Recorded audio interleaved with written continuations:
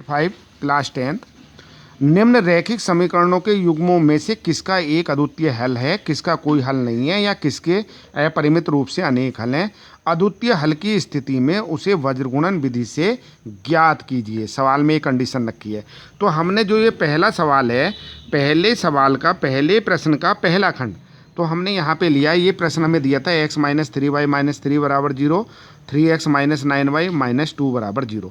तो सबसे पहले इसको हमने हमारी जो ये a1x plus b1y plus c1 ये वाला जो रूप है, इसी का a2x plus b2y plus c2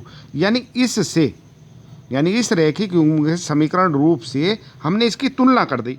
तो यहाँ पे a1 क्या है, एक और a2 क्या है, 3।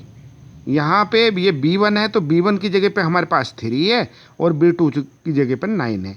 तो हमने यहाँ पे लिख देंगे a1 अपॉन a2 1/3 और b1 अपॉन b2 माइनस के 3 और माइनस के 9, और इसी तरह c1 अपॉन c2 की जगह -3 और -2। तो यहाँ पे हमने लिख दिया। तो ये तो आया 1/3, ये आया 1/3 और ये आया 3/2। तो हम ये देख रहे हैं कि ये और ये यानी a1 अपॉन a2 और b1 अपॉन b2 का मान बराबर है और c1 अपॉन c2 का मान बराबर नहीं है। तो इस प्रकृति की कोई भी समीकरण यानी इन समीकरणों का कोई हल नहीं है। तो जब इनका कोई हल ही नहीं है तो हम उसने कहा कि अद्वितीय हल की स्थिति में उसे वज्रगुणन विधि से ज्ञात कीजिए, तो हम इसको हल नहीं करेंगे। अब इसके बाद क्योंकि हल है ही नहीं तो हल करेंगे भी नहीं। अब इसी तरह इसका एक पार्ट है पहले प्रश्न का third part, 3x minus 5y बराबर 20, 6x माइनस 10y बराबर 40। तो हमने इसको ये वाला रूप दे दिया, इधर 0 ले आए यानी 20 को भी इधर माइनस में कर दिया, इसको 40 को इधर माइनस में ले आए क्योंकि इधर प्लस का था बराबर से इधर। तो ये हो गया। अब हमारे पास ये रैखिक युग्म का रूप है, तो इससे हमने तुलना कर दी।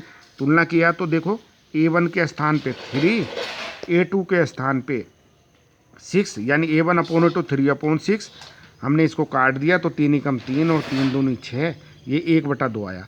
इसी तरह b1 अपॉन b2, b1 है माइनस का 5 और b2 है माइनस का 10। तो यहाँ पे माइनस माइनस तो प्लस हो गए और 5 ही कम 5, 5 दूनी 10, ये भी 1/2 आ गया। इसी तरह c1 अपॉन c2, c1 की जगह पे है -20 और ये तो माइनस माइनस प्लस और 20 से हमने काटा 20 ही कम 20, 20 दूनी 40, ये भी 1/2 आया। यानी कि ये सारे के सारे बराबर हैं। अगर ये सारे a1 upon a2, b1 upon b2, c1 upon c2 अगर इस तरह की प्रकृति हो तो उसके अपरिमित रूप से अनेक हल होंगे, यानी वो रेखाएं समपाती होंगी, समरेखीय होंगी। इसको भी हम कोई हल नहीं करेंगे। और ये 2 गुण वाले हैं तो इसकी स्थिति में इनका कोई हल नहीं है। चलिए।